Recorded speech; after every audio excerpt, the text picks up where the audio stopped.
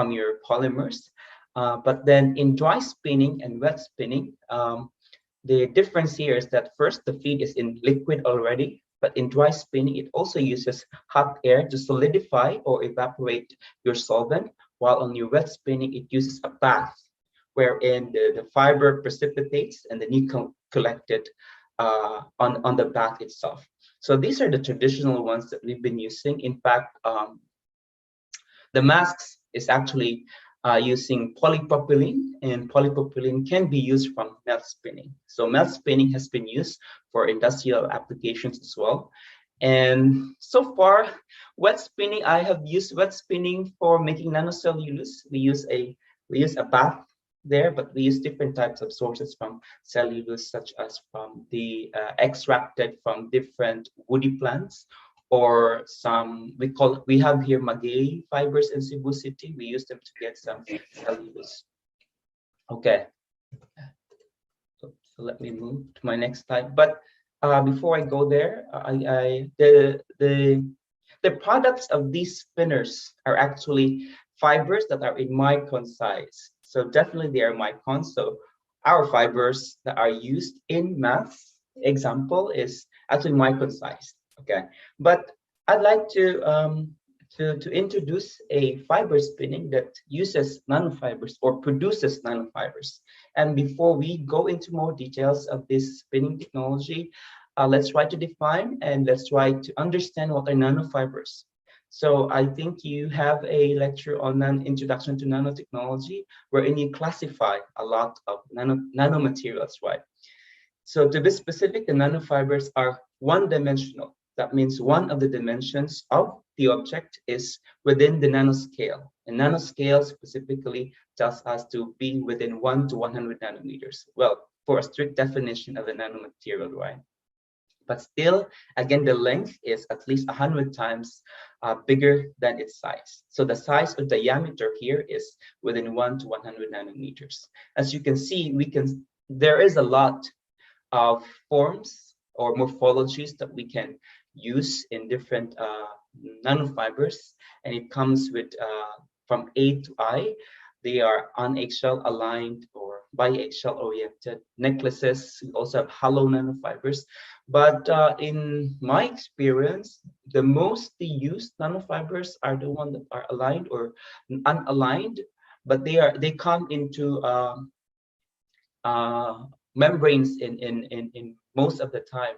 Hollow fibers, I have used it for most of my membranes themselves. So they are actually also used in industries. But these other types, such as the multi-hollow, microtubular, I haven't seen them in big amounts. The necklaces are not yet produced at the micro scale.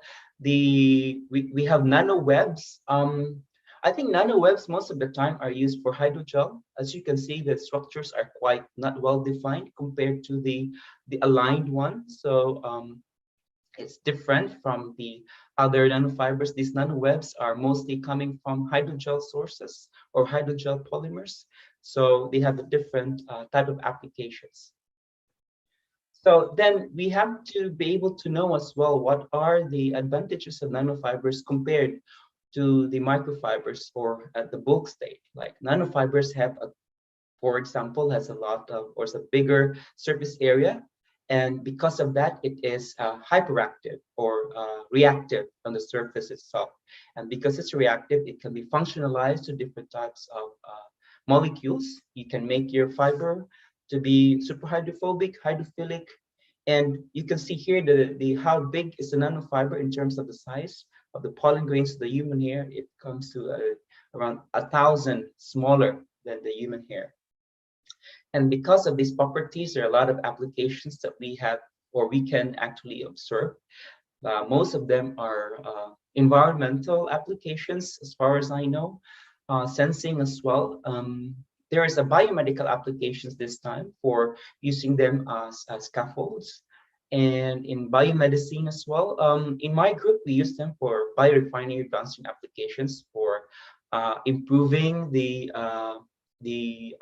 source for biorefinery, like taking out some undesirable components of your biorefinery feedstock.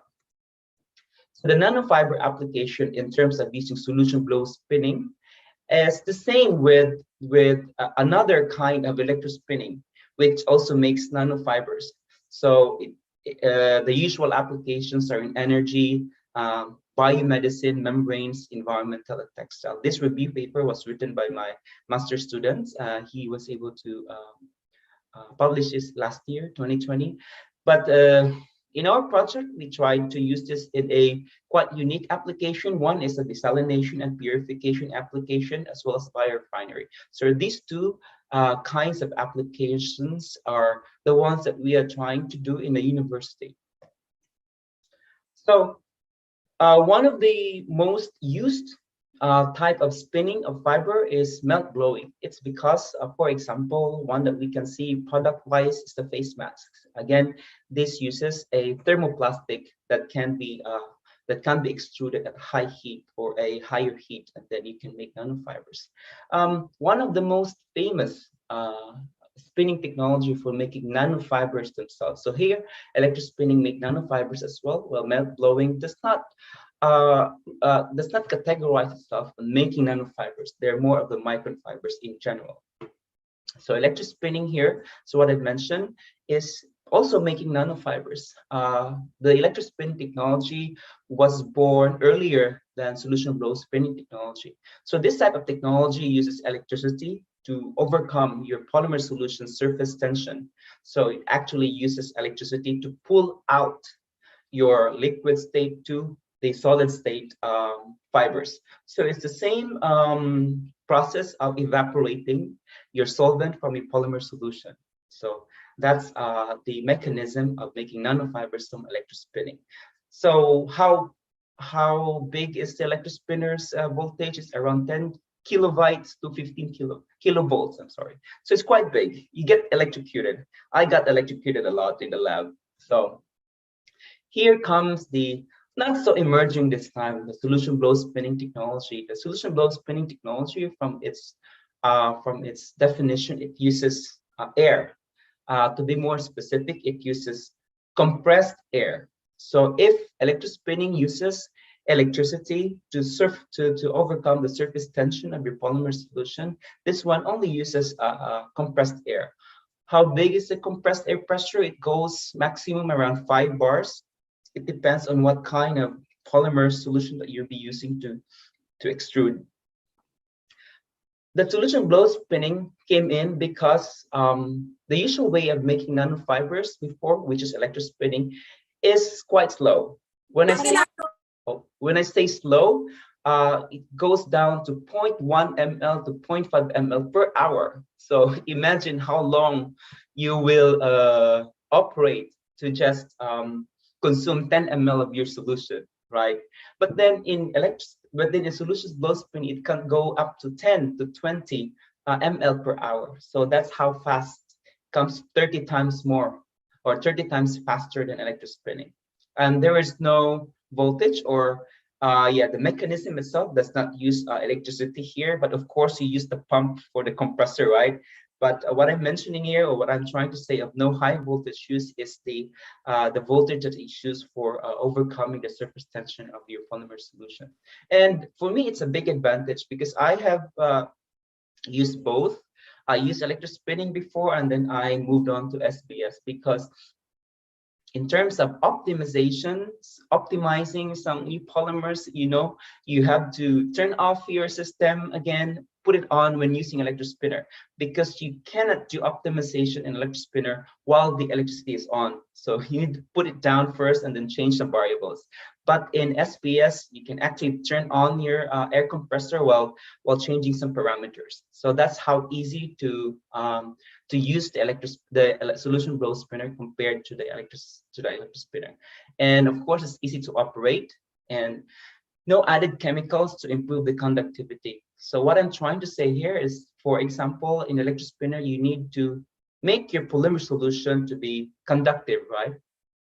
Because it has to be attracted to the other sign from positive to negative. So that means your solution itself must be conductive enough. So what we do, or what electrospinners usually do, is use some salt. We use lithium chloride for this most of the time. So it's actually a very expensive chemical. So, but in electrospinner, in solution blow spinning, or SBS, we don't use those chemicals. So you can say that it is an advantage, but somehow it's also disadvantage in terms of the limitation of the applications on the type of polymer solution. And for SBS, you can use aqueous precursor or aqueous polymers. As you know, a lot of polymers are, when they are in solid liquid state and they can be extruded, they are always in organic solvents, right? We use DMF, dimethylformamide, we use THF, we use ethyl alcohol, acetic acid.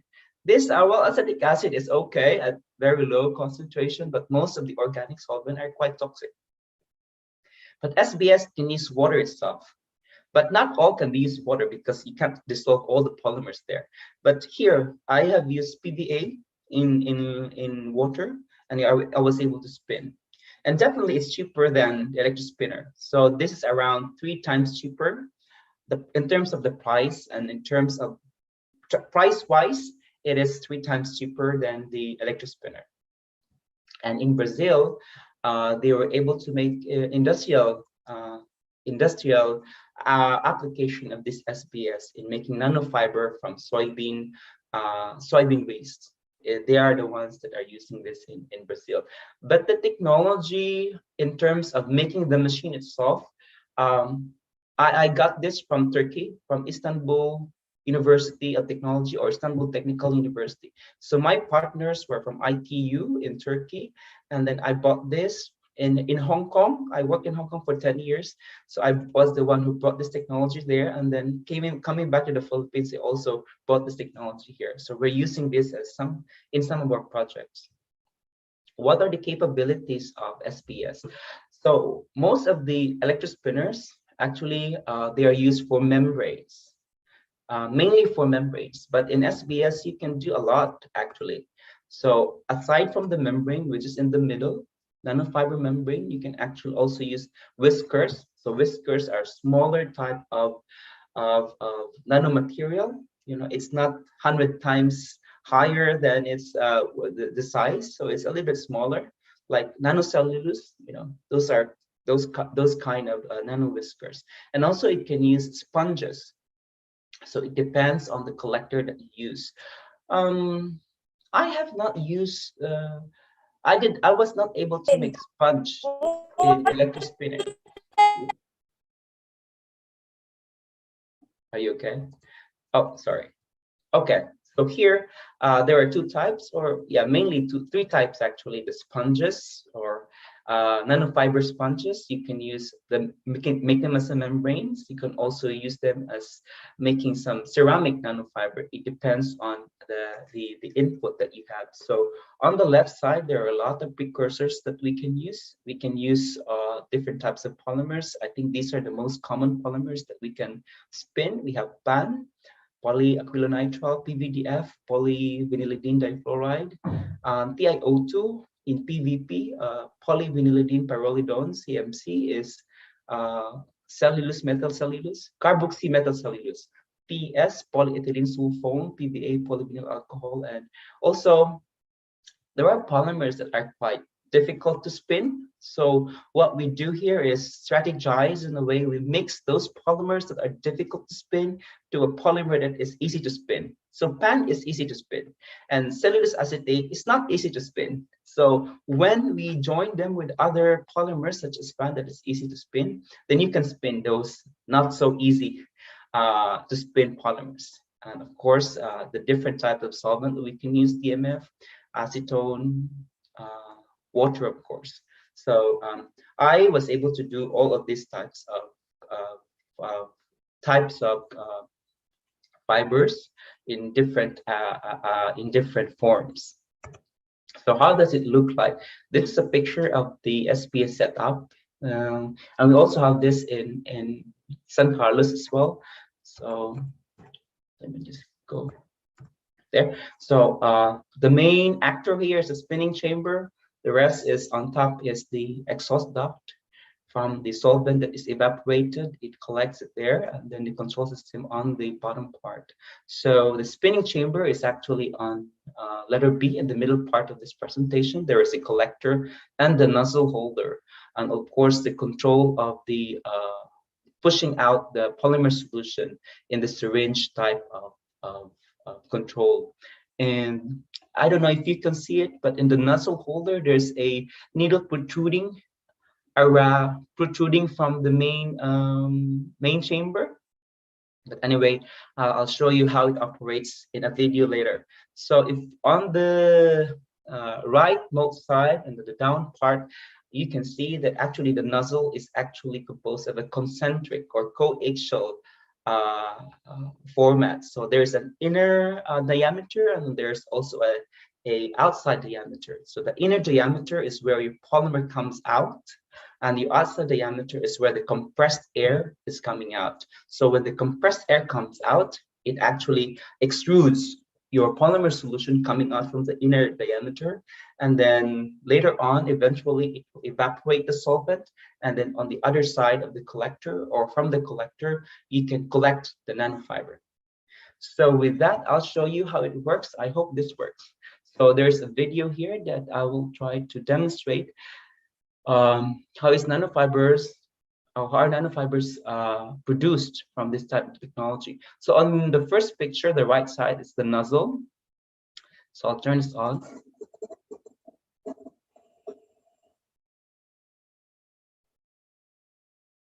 So I don't know if it's clear enough from you, but at this moment I stopped it. There is a, how do I say, a cloud of whitish stuff that comes out from the nozzle, and these are actually the nanofibers themselves.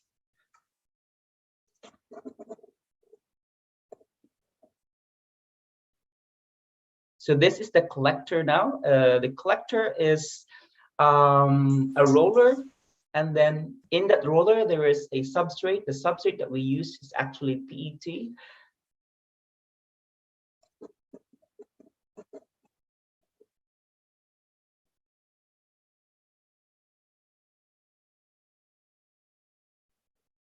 Okay, that ends the first video.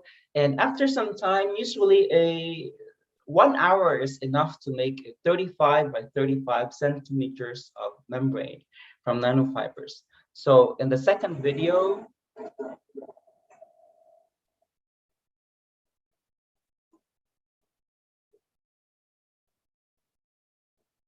so this guy is trying to just demonstrate that these are the nanofibers that are in excess from the substrate. So that white part is actually a nanofiber. I think this is a pan nanofiber.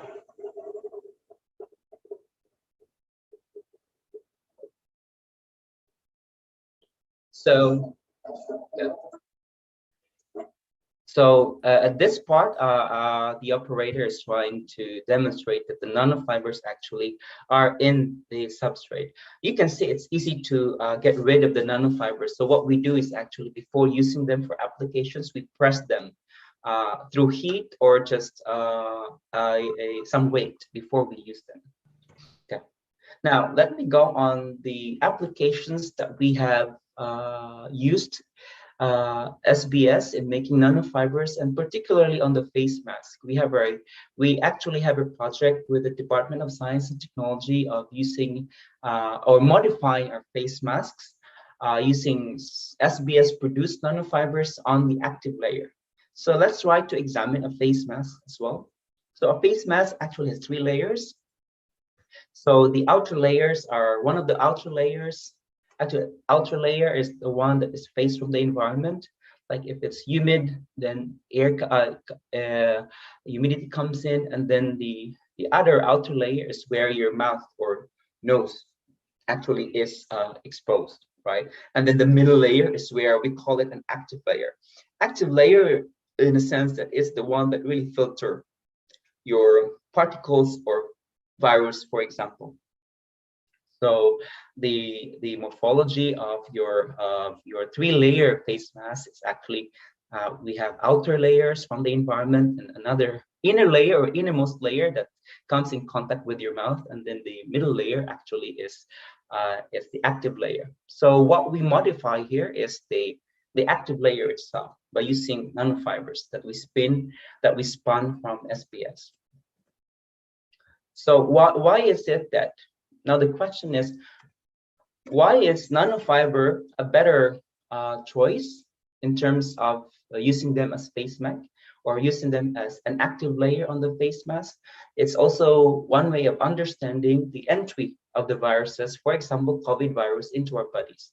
So you can also try to question out, is our masks or the PP mask that we use also effective, right? Because this is virus that we're talking about. They're very small.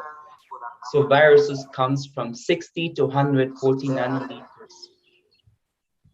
So in average, it's 120 nanometers, for example, the pure virus itself. But actually, virus does not easily come in contact with the mass. They are actually aerosols.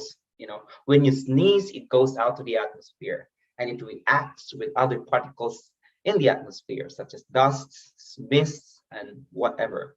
And then it goes down because it becomes so heavy, and then it comes to the mass. So it becomes bigger in size. So yes, I could say that PP mass is still effective. But however, when theoretically it wouldn't be effective if virus comes in directly to the mass, right? Because they are very small, then it goes through the porous PP that we have. So this is where nanofibers come in, because at nano size or at nanoscale, the surface energy of your fibers are very active. That means it has affinity to any molecules around the fiber. And also, our surgical mask has a quite low efficiency, actually, the surgical mask, aside if it's 95 to 98% filtration efficiency. But as of now, when it goes higher in terms of efficiency, there is an issue on comfort. So if you are able to observe that whenever you use mask for a long time, even the normal mask, not the N95 or N98, it becomes uncomfortable for you to breathe, right? It's because the pressure difference from the outside and to your nose is quite big. So you cannot breathe comfortably. But in this presentation, I think the mechanism of filtering viruses or very small particles this time are not that efficient. So some of the mechanisms that we use for filtration, number one is interception, inertial impaction, and diffusion. It depends on the size of the particles. But very small particles wouldn't work with interception, inertial impaction, nor diffusion. I think one of the studies created a study on using electrostatic attraction. That means your actually viruses are negatively charged, and then your fibers should be charged as well. So here, nanofibers can be charged. So that's one of the advantages of using nanofibers themselves. So aside from the fact that nanofibers are highly reactive itself because it's at nanoscale, if you put on the charges in the nanofibers, it becomes more efficient in capturing the particles that you want to get rid of. So yeah, because viruses comes in the very small, the filter mechanism in terms of a higher efficiency, it should include electrostatic interaction. And aside from making it a higher efficiency, there's also it also gives you comfort, because using nanofibers, the pressure difference when you breathe air, it's lower.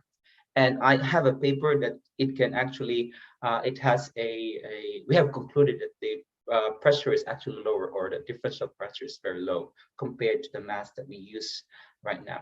And then for the using nanofiber as face mask, there is a higher quality factor.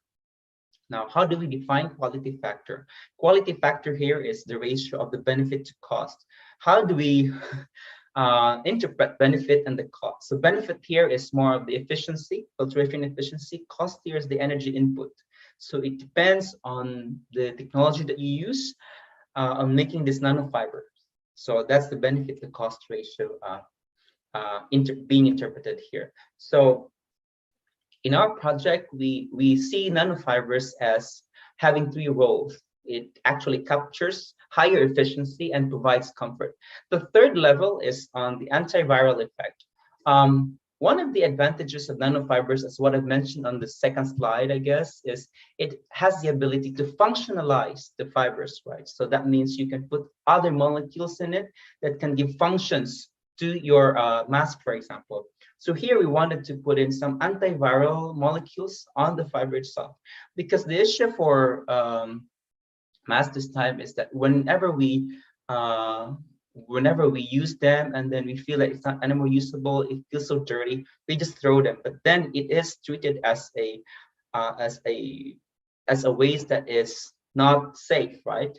Because it can transmit viruses or bacteria to other persons who take them out. So we have to carefully really dispose our face mask. So then you can conclude that the viruses or bacteria that is in your mask after using them is not eliminated or is not killed. I'm sorry for the loss of word, but yeah, it stays there, right? So what if we put other functionals into your mask and then kill the bacteria, right?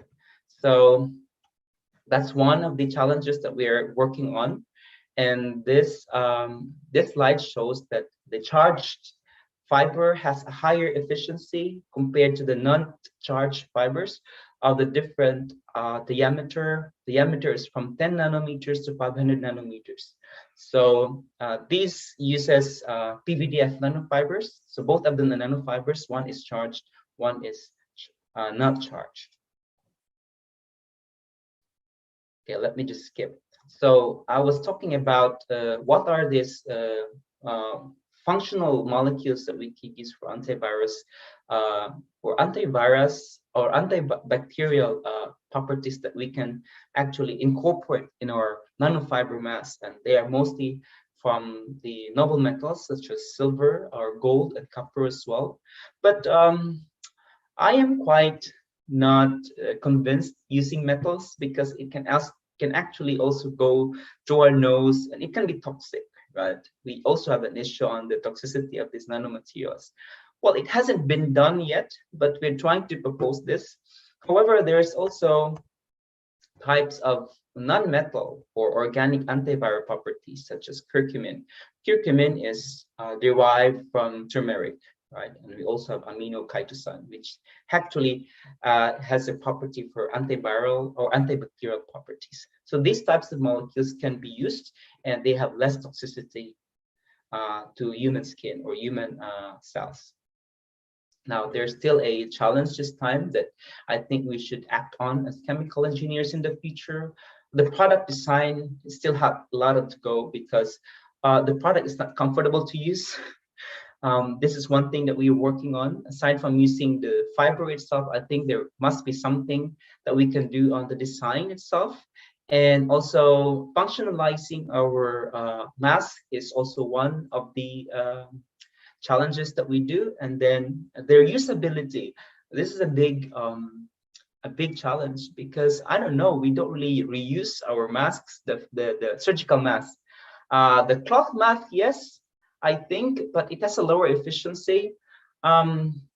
There's also an issue on disinfection. We don't disinfect them. Well, we don't disinfect it here. Then we just throw them and recycle them. Again, there is an issue of recyclability, because masks can be easily how do I call it, disintegrated, because it has different layers and different types of polymers. So when you try to recycle them, it's difficult to disintegrate those types of polymers. Like the polymers on for the mouth and nose is PP usually, but there's a different polymer for the nose. There's a different polymer for the ears.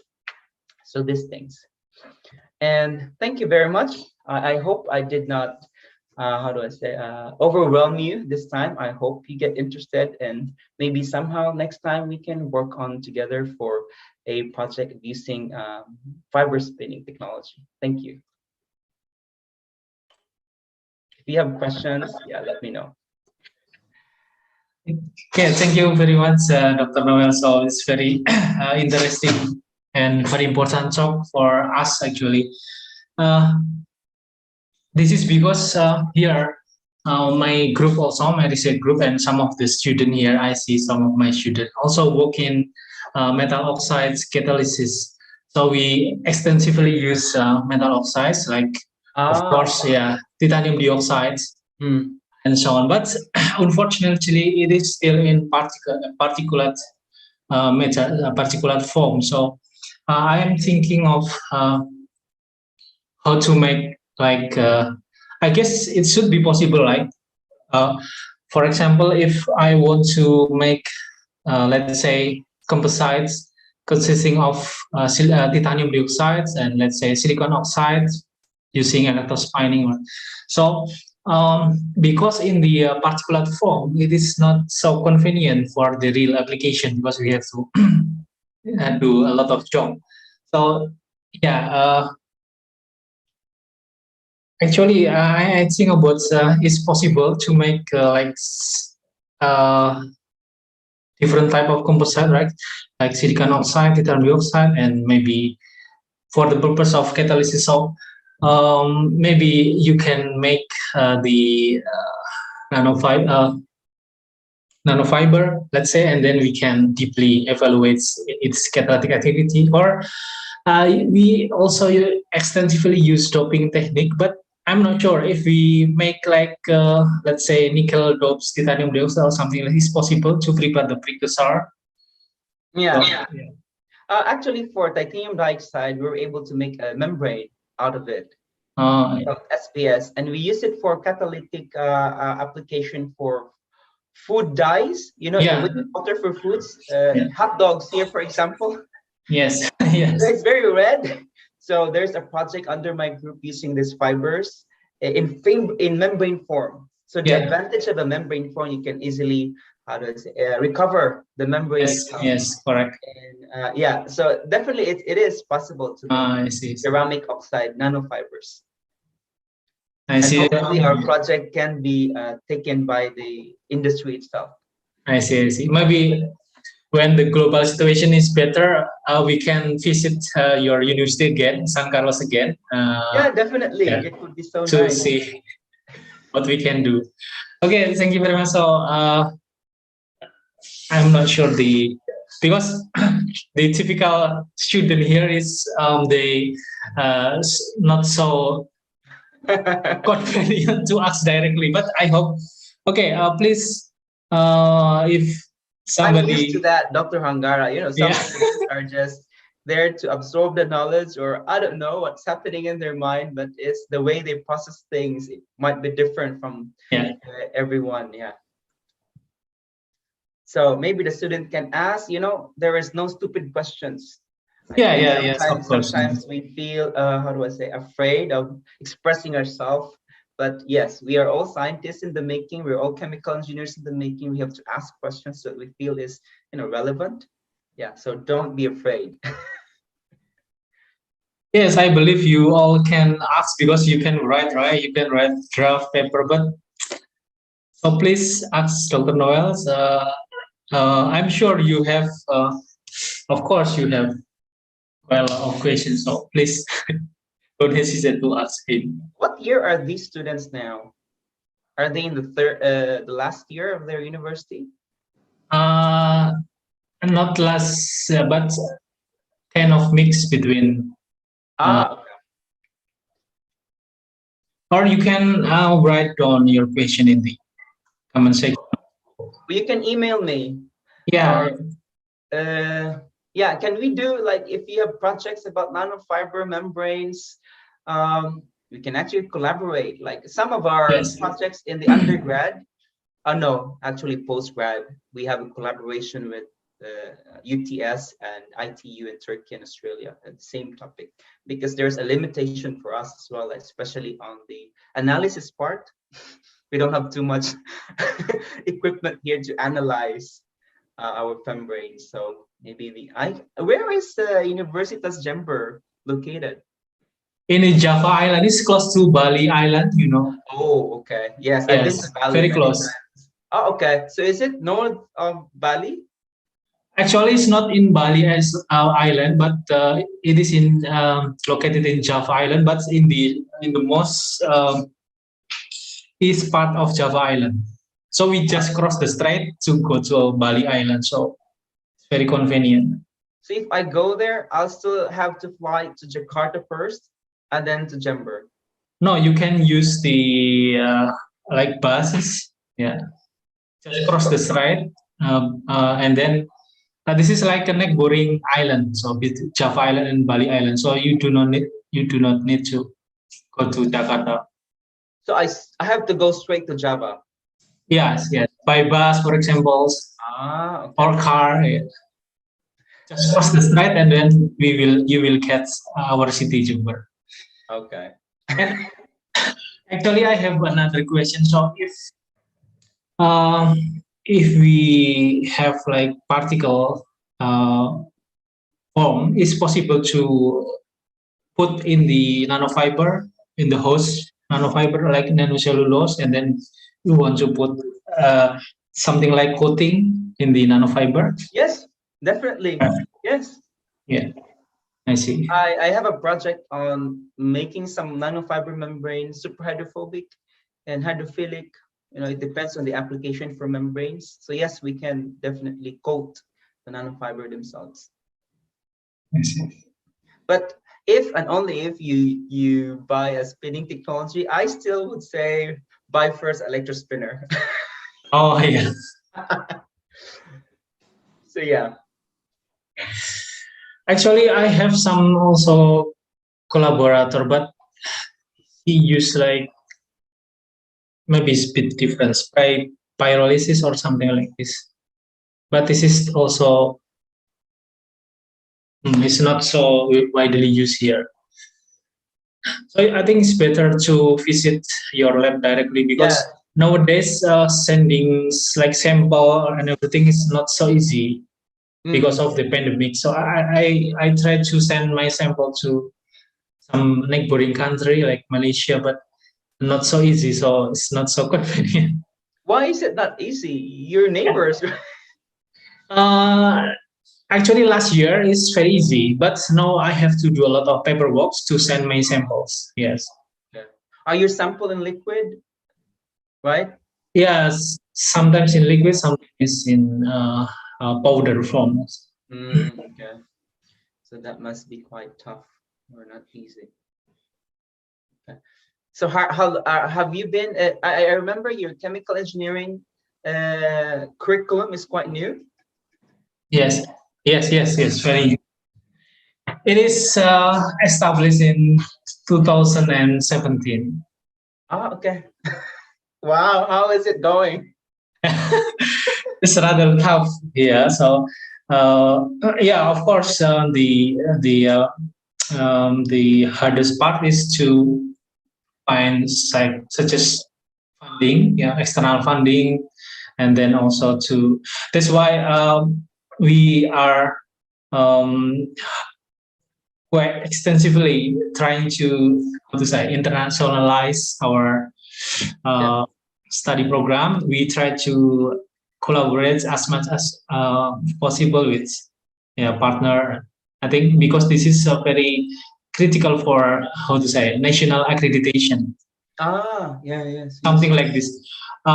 Once we get once we are accredited nationally with a good grade, then we can attack good student in Indonesia. Nice. But you're a state university, are you? Right? Sorry?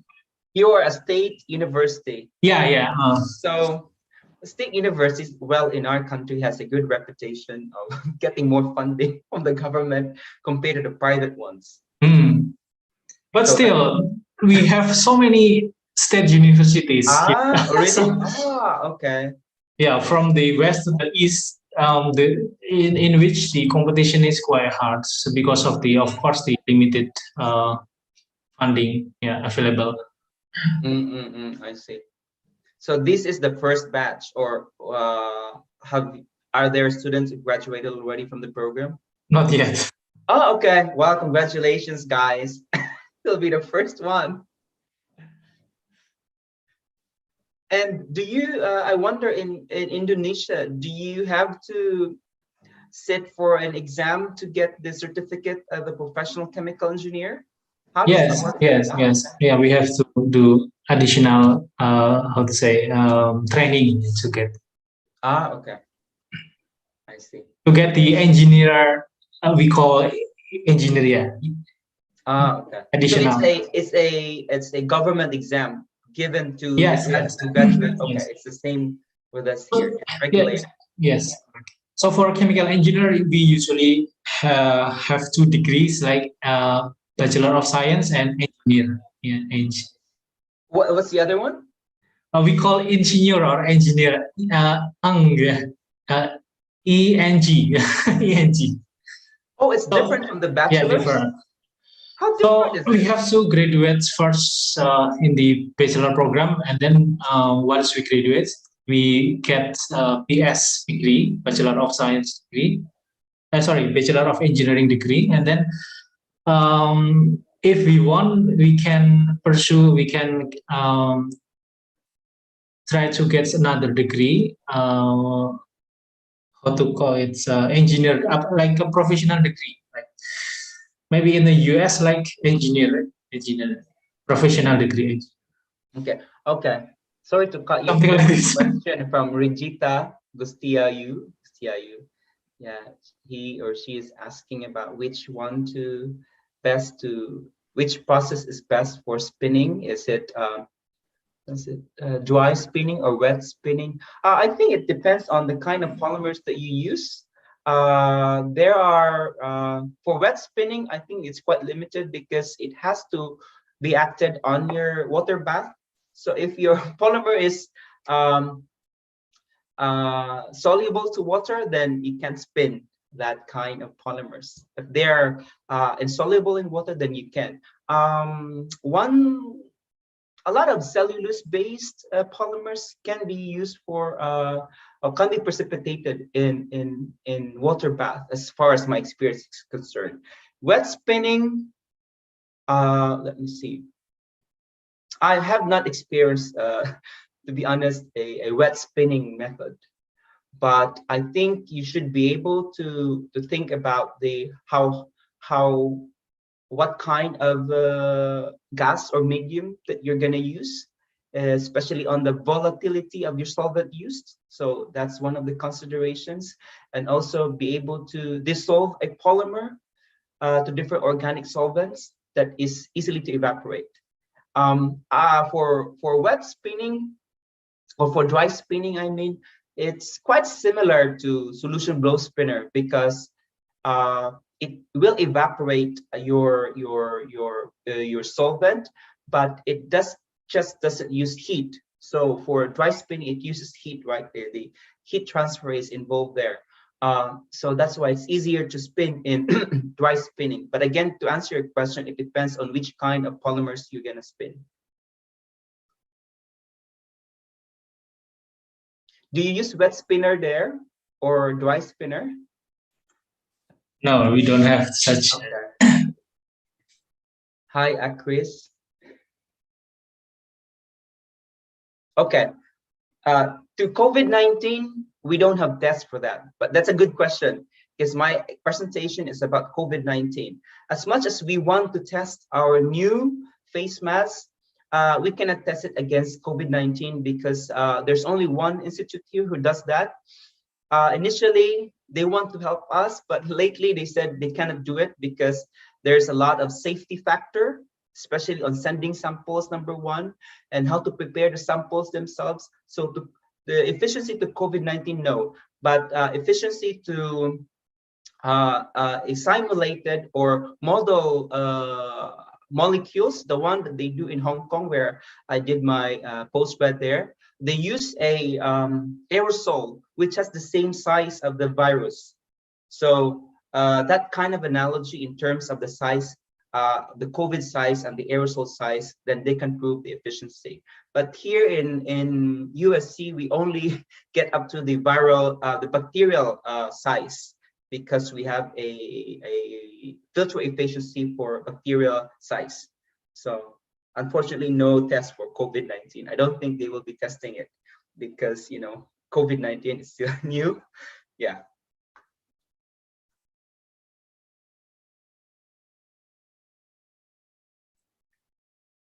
Yeah, usually if we work something about COVID-19, if you read the paper, the situation is increasing rapidly Yeah. initially. How is it going So how there? about yeah? How The about your situation then? Actually, we are getting lower in terms of the number per day. We are now, yesterday, we have 329 cases all over the country. That's the lowest since March 2020. And our hospitals are getting better because it's not occupied. So the healthcare system is getting better as well, may at this time, but on the onset, we really have a difficult time. Like we have cases of 17,000 in a day. That was crazy, but now we're going down. And I don't know, is Omicron really that transmissible compared to Delta? Because during the Delta variant, when it came out, our count was really, really huge. Like it goes more than 10,000 a day. And maybe because we have a aggressive campaign or aggressive vaccination program, that's why people don't go to the hospital anymore. They don't have severe symptoms. So that's how it is working right now. Yeah, that's good news. So maybe I can go to Indonesia sooner than I thought. Yeah, we are welcome. Okay, thank you for your question as well. And it's very nice that you guys ask questions. When I was young, I also have that feeling of, I don't want to ask questions. Maybe the question is not that valid enough, but you know, you have to ask questions. Things that because we have different perspective. That's how I learn on things that in webinars, people ask questions. It could be similar, but sometimes we have a different perspective, and it bothers us not to ask questions. Sometimes we feel that, oh, it might be a not valid question, but everything is valid. So yeah, you can email me, Dr. Angara. You can send me the email to them if they have other questions in the future, because my next lecture is quite boring. Extrusion is it's similar. Like spinning is also extrusion. It's just that you make fibers, but the extrusion, traditional extrusion, you make bigger plastics, right? So I think it's kind of boring, and there's a design factor there. So it's very typical chemical engineering. But in our university, we welcome a lot of emerging technologies this time, especially the traditional ones. The traditional industries in plastic, for example, they are encouraging us to think about sustainability this time. Like big machines are not sustainable anymore here, well, at least here in the Philippines. And that's why we always incorporate circular economy and everything. So, and we must be involved as chemical engineers because we are the ones responsible in the manufacturing or industries in the future. Okay, thank you. Maybe you guys also can contact me, and then I will forward your comment and question to Dr. Noel. So thanks again for very nice talk today, and we hope that we can collaborate in another opportunity, and then we can think of some real project for this topic. And let's see for the next topic. Oh my God. And are these students doing their projects this time? No, not yet. Or thesis research? Not yet. Not yet. Okay. I got it. Just some small project, but yeah, maybe next semester we will start to do. Okay. Yes. Nice. That's good. Okay, maybe if you have not yet comments on the question, please send your question and comment to me. Yeah, I will pass your comment to Dr. Noel.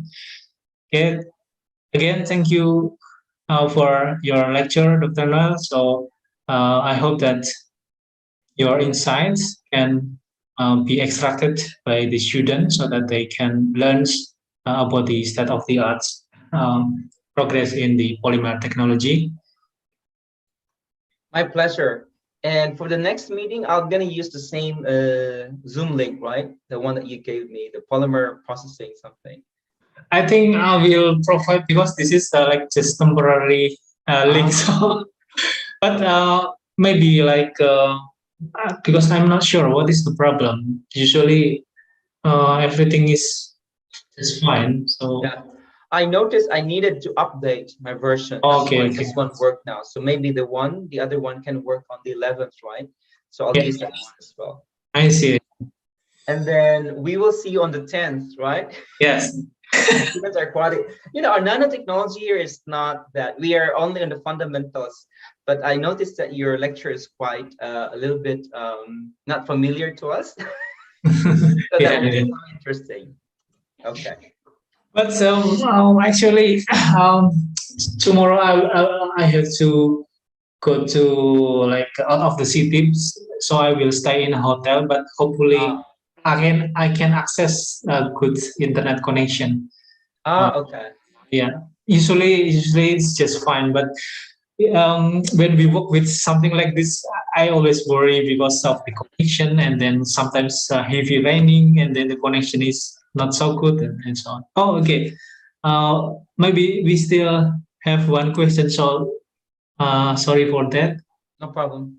Yeah, this is from Adit Haswarna.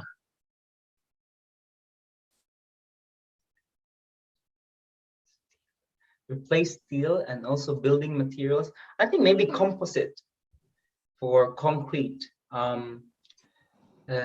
Plastics, yeah. I did a project in Hong Kong where we use waste plastics as concrete polymers or as a composite in the concrete.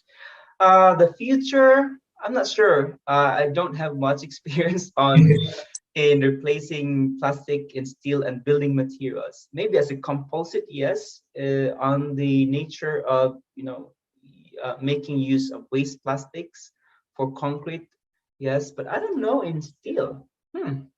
I don't have an idea, to be honest. So I'm sorry to disappoint you. Do you have any idea with replacing steel, Dr. Hangara, of polymers? Okay, Because let they have, me see. I think because maybe some polymers have properties that can replace like hardness, maybe like toughness, and then but polymer has the advantage of like flexibility, maybe. So maybe heating about steel is so old, and then conventional, and it is possible to replace the steel, I mean the properties of steel. The steel can be replaced in terms of its feature with polymers. What kind of polymer that can be used to replace steel? Maybe, yeah, as you said, like composite, because we can tune a lot of properties that can maybe to some degree can replace the properties that steel has. But of course, we are not sure, and we have to check in the literature whether it is already there, the idea. Okay, please, I agree Adit, with you. Adit, you can just googling uh, your question. Also, I think this is also a good question, and we also want to know this one. Thank you for your question, Adit. Adit, Adit as well. Okay.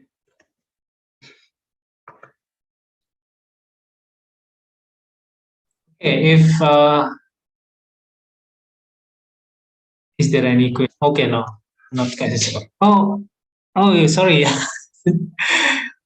It's coming. Question.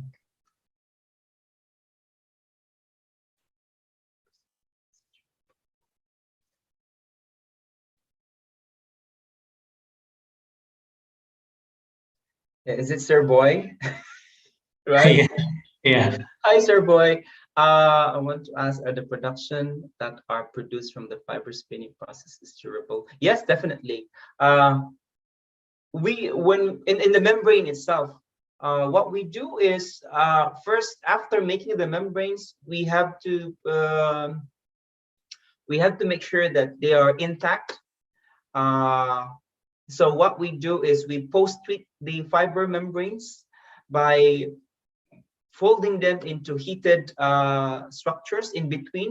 Then the nanofibers are intact with the substrate. Then it is actually mechanically proven to be durable, because we use them for membranes, for example, ultra reverse osmosis, ultra nanofiltration, so they can withstand this pressure.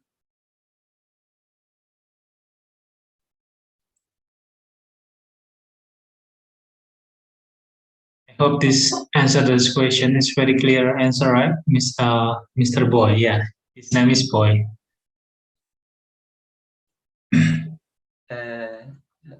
There is membrane suitable in pressure-driven membranes. Yes, yes, definitely.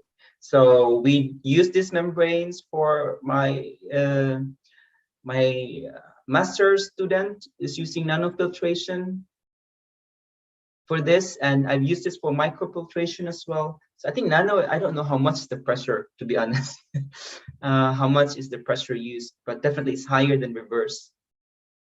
So each type of membranes, membrane and then the pressure itself, yeah, there's a correlation, but I think it's also on the type of the layers of the membranes as well. Like you can have the same kind of membrane, but if it's thicker enough, then it can be used for another type of filtration, for example. Yes, I used, yeah, micro, nano, and ultra, and I only use the same type of membrane actually, and it can withstand both PVDF, to be specific, PVDF membranes. These are very hydrophobic as well. Yeah, and how do we see if it can withstand the pressure? What we do is we use the SEM before and after filtration and see how's the morphology been done. So far, it has preserved the morphology, and then the performance in the filtration was okay, passable itself. Yeah.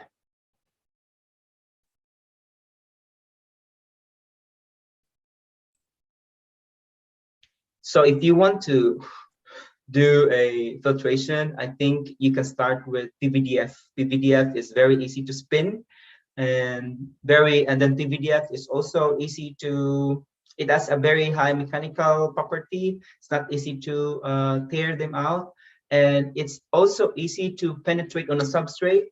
So PVDF, I would say, if you want to use them for different filtration purposes, PVDF, polyvinylidene fluoride, as a start.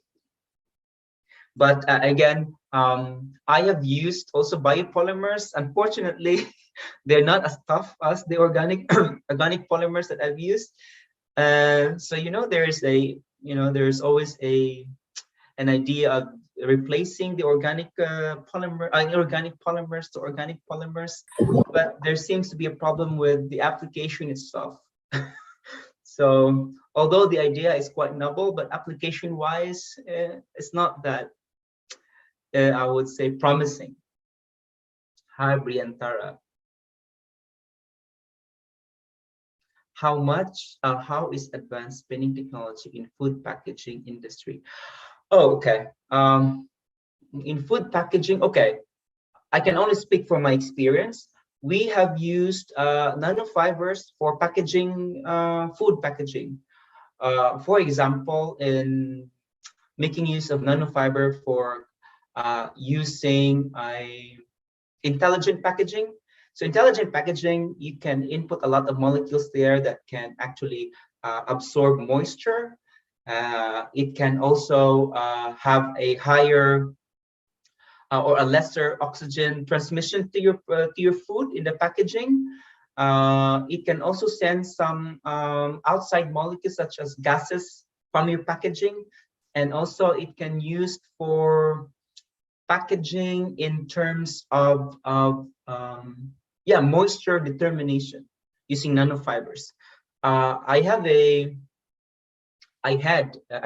patent for intelligent packaging, and we used actually nanofibers in terms of making a temperature monitoring on food frozen products. So these are still food. So usually a lot of foods are transported from one place to another place, and they go in boats and they go in ferries. It's too long that they are stored in a long trip. So one of the parameters to preserve food is it must be within a frozen temperature, right? So what we did was we used a nanofiber to be able to monitor the temperature inside the van or inside the big freezer.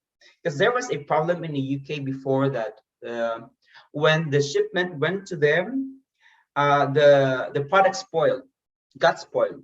So they cannot sue anyone because they do not have, and they thought that the food was spoiled because it did not maintain its temperature during the travel.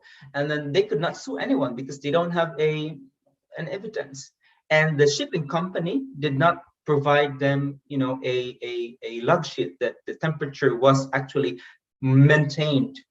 They can monitor, but they don't have a record. So they could not do that. So this company went to us in Hong Kong, and also working in Hong Kong. So we made use of a nanofiber time temperature indicator, to be specific, TTI. So that time temperature indicator indicates indicates the temperature in terms of color per day, I guess. And we use nanofiber for that. So yeah, it can be used in food packaging industry.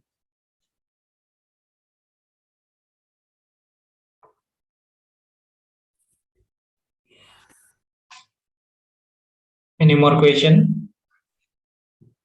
Now you triggered them to ask question. Now they're popping out.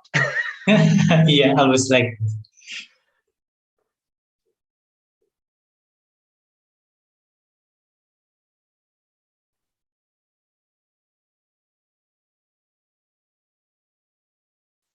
Okay, I think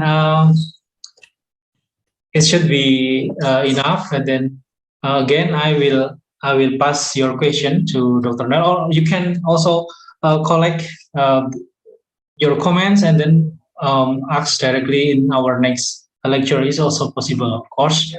Definitely. So yeah, again, yeah, this is very very nice again. Okay, finally, Dr. Noel, thanks again for your time and then for your insights to us. Okay, see you in the next lecture. Bye. Thank you. Bye bye. My pleasure. Bye. Have a good day. Have a good day.